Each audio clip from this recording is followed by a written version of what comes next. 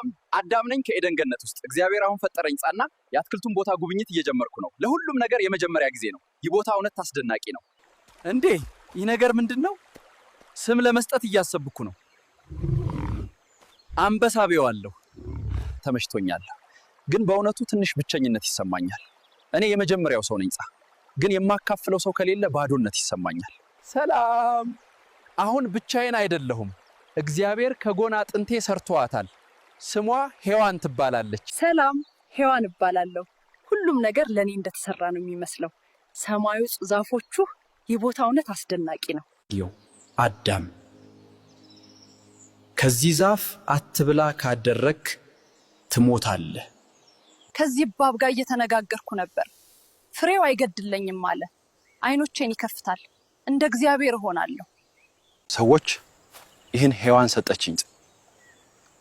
እንሞክር ስህተት ሰርተናል እግዚአብሔር እየፈለገን ነው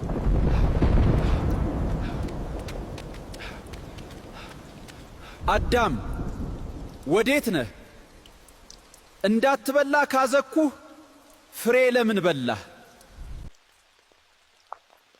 እግዚአብሔር የኢደን የአትክልት ቦታ ለቀን ወደ ምድር መሄድ እንዳለበን ተናገረ